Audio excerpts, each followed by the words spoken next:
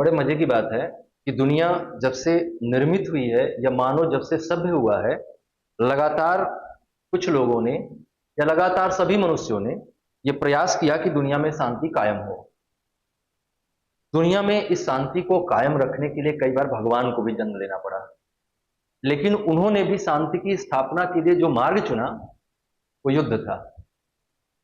अब पता नहीं भगवान ने चुना या जिन लोगों ने भगवान को जन्म दिया उन लोगों के दिमाग में युद्ध था।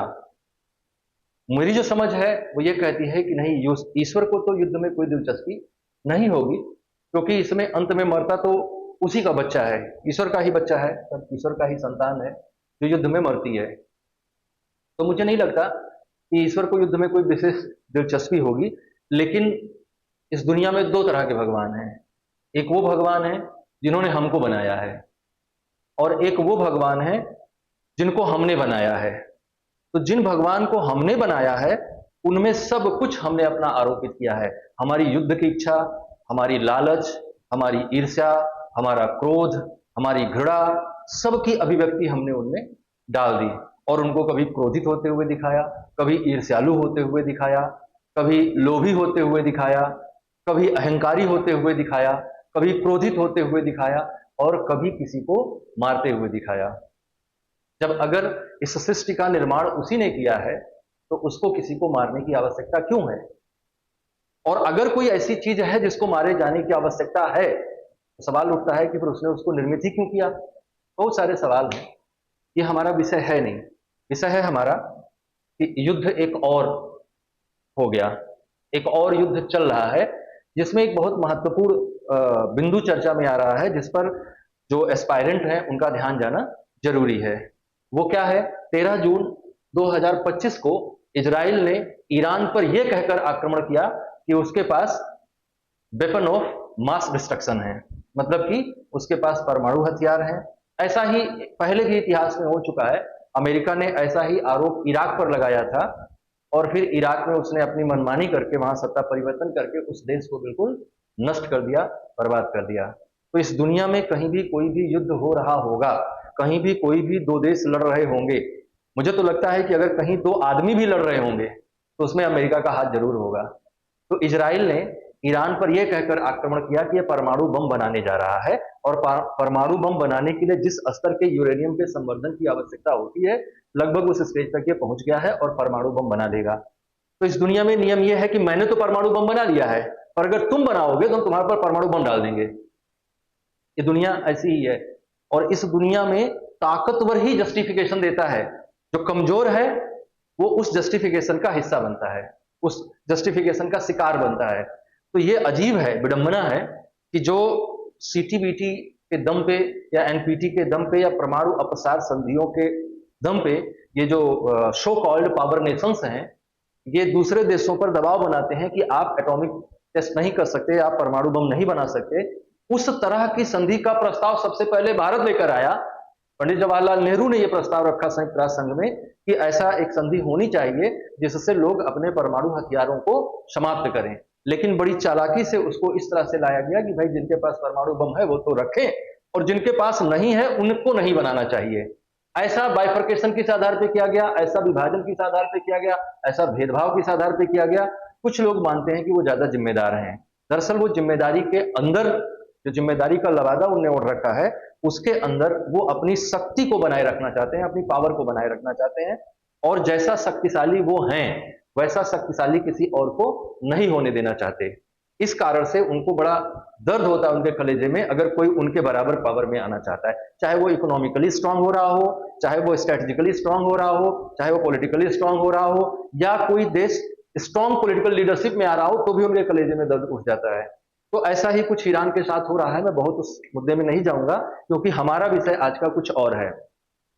हम आपको समझाना यह चाह रहे हैं कि ईरान और इजराइल के बीच जो कॉन्फ्लिक्ट हुआ है उसमें ईरान ने धमकी दी कि मैं हार्मुज स्ट्रेट को बंद कर दूंगा, हार्मुज जल संधि को मैं बंद कर दूंगा। ऐसी धमकी वो पहले भी दे चुका है और हार्मुज जल संधि पर कई बार हमले और अटैक की घटनाएं भी हुई हैं। तो हार्मुज जल संधि की ज्योग्राफिक कंडीशन, ज्योग्राफिक लोकेशन को हमें देखना चाहिए और हमें यह समझने का प्रयास करना चाहिए कि अगर हार्मुज स्ट्रेट को बंद किया जाता है तो क्या क्या कंडीशंस बनेंगी और क्यों इतना इंपॉर्टेंट है कि ईरान धमकी दे रहा है कि मैं इसको बंद कर दूंगा। तो आज का हमारा सेशन इसी पर है, और आगे हम चलते हैं और देखते हैं कि क्या इसका इंपॉर्टेंस है, क्या इसकी जियोग्राफिक लोकेशन है, और क्यों हम ऐसा कह रहे हैं कि ये ईरान अगर बंद कर देगा तो बाकी देशों को किस तरह की समस्या का सामना करना पड़ जाएगा। बाकी देशों को किस तरह की समस्या का सामना करना पड़ सकता है, इसको समझने के लिए आपको ये जानना चाहिए कि हर दिन जो पूरी दुनिया में तेल का व्यापार होता है, उसमें से 5 में से एक जहाज कहां से गुजरता है, तो वो गुजरता है हॉर्मुज स्ट्रेट से। आप समझ सकते हैं कि 5 में से एक इसमें से गुजर रहा है, मतलब कि 20% trade, 20% of the total trade कहां से हो रहा है, हॉर्मुज स्ट्रेट से हो रहा है। मतलब पूरी दुनिया में कुल जो तेल का व्यापार हो रहा है उसका 20% हिस्सा कहां से हो रहा है, तो हार्मुज स्ट्रेट से हो रहा है। इसलिए हार्मुज स्ट्रेट बहुत ही इंपॉर्टेंट है।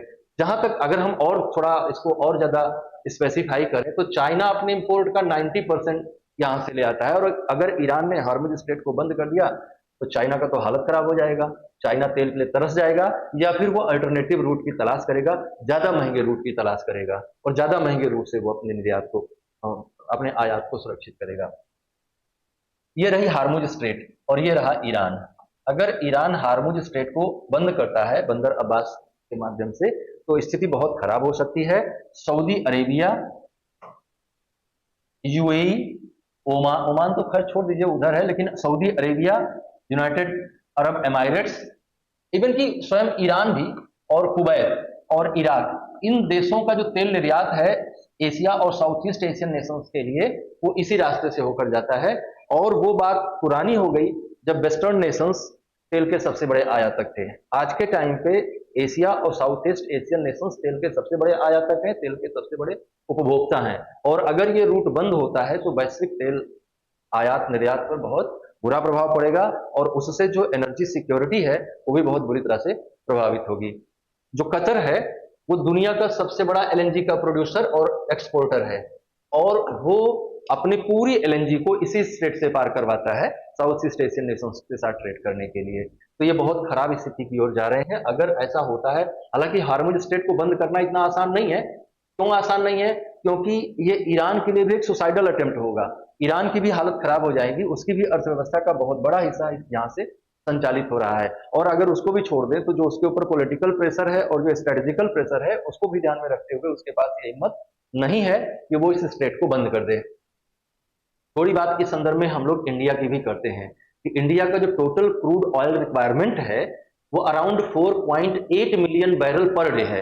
4.8 मिलियन बैरल पर डे है, और इसका 40 to 50% हिस्सा कहां से आ रहा है? इसका 40 से 50% हिस्सा वो कहां से लाता है? मिडिल ईस्ट नेशन से लाता है। मिडिल ईस्ट कंट्रीज में कौन कौन से हैं? सऊदी अरेबिया है, यूनाइटेड अरब एमाइरेट्स है, इराक है, कुवैत है, इन सब देशों से लाता है। और हमने पीछे आपको मैप में दिखाया कि अगर इन सब देशों की हम लोग बात करें तो ये सारा तेल कहां से आ रहा है? अगर आप ईरान से ले रहे हैं तो खैर ईरान से तो इधर से भी आ सकते हैं आप, लेकिन अगर आप सऊदी अरेबिया से ले रहे हैं, कतर से ले रहे हैं, यूएई से ले रहे हैं, इराक से ले रहे हैं, तो आपको इसी रास्ते से तेल लाना है। और आपके मुख्य जो आयातक, जो मुख्य निर्यातक देश है आपके लिए तेल का, वो सऊदी अरेबिया, यूएई, इराक और कुवैत है। और इन सब के लिए आपको यही रूट से तेल को लाना होगा। तो लगभग आधा तेल भारत कहां से आयात कर रहा है? हार्मुज स्ट्रेट से होकर आयात कर रहा है। तो ये आपको ध्यान रखना है कि हार्मुज स्ट्रेट बहुत इंपॉर्टेंट है। और ये किसको किसको जोड़ रही है? तो ऊपर की तरफ जाइएगा तो ये क्या देखिए, गल्फ ऑफ पर्सिया को जोड़ रही है, पर्सियन गल्फ को जोड़ रही है, और इधर गल्फ ऑफ ओमान को जोड़ रही है।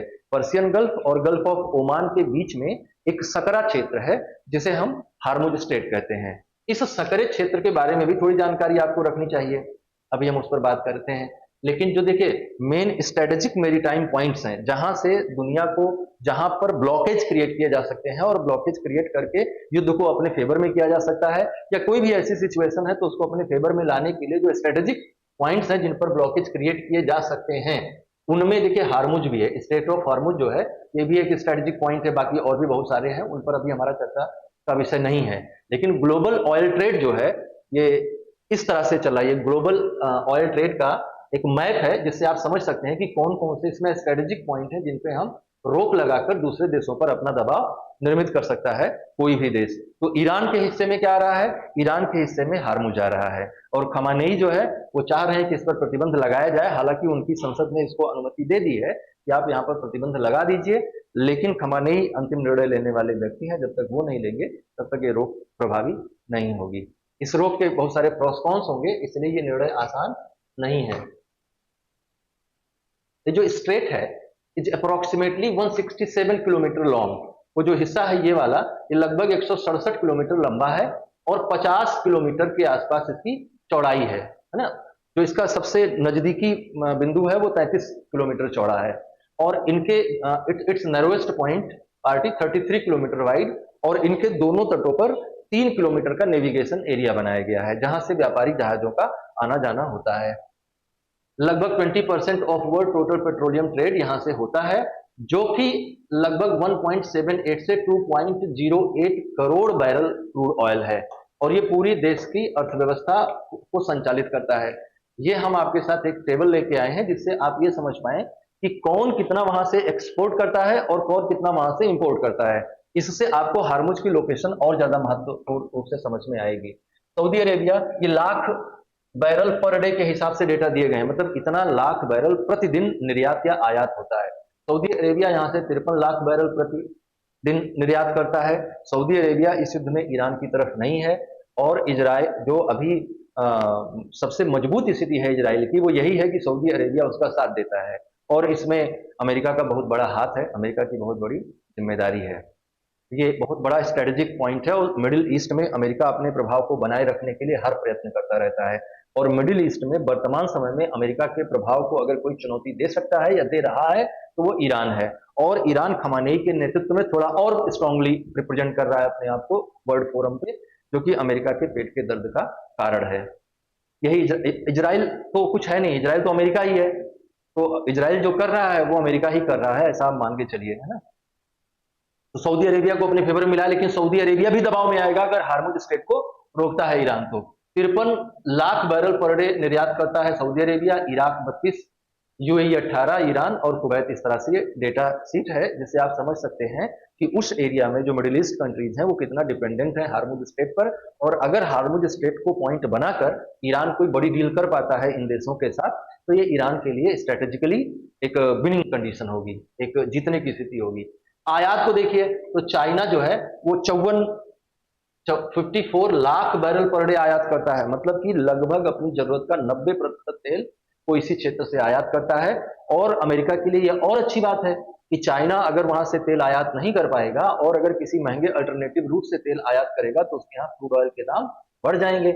और पेट्रोलियम कैसी चीज है, वो कास्केडिंग करेगी। कास्केडिंग का मतलब कि अगर एक चीज का मूल्य बढ़ता है तो उसका प्रभाव किसी दूसरे चीज के मूल्य वृद्धि पर भी पड़ता है। तो पेट्रोलियम क्या करता है, कास्केडिंग करता है, मतलब कि अगर इसका मूल्य बढ़ता है तो पेट्रोलियम से बनने वाली हर चीज का मूल्य बढ़ जाएगा। और जितनी भी मशीनरी आप चला रहे हैं वो पेट्रोलियम प्रोडक्ट से चल रही है, तो कोई भी प्रोडक्शन आप करिएगा तो उसका मूल्य आपकी इकोनॉमी में बढ़ जाएगा।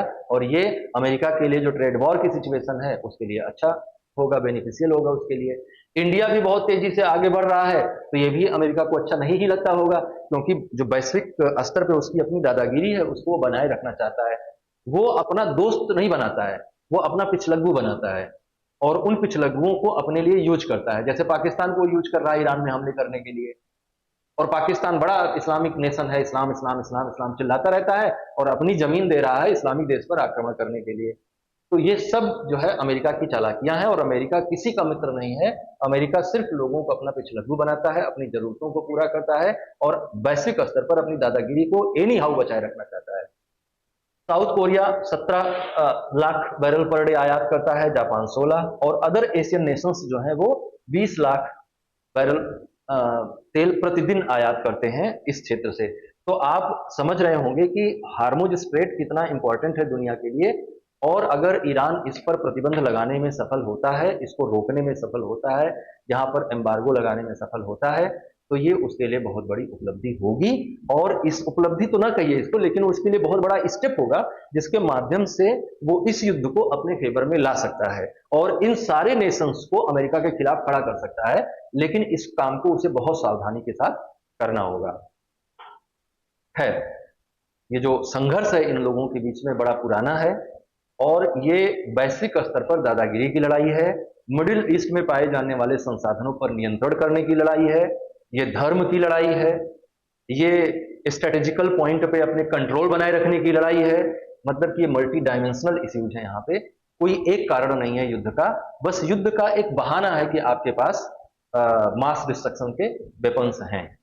ऐसा ही आरोप लगाकर इराक को बर्बाद किया जा चुका है। तो हमारा मुद्दा था कि आप हार्मुज के इंपॉर्टेंस को समझ पाए। नमस्कार।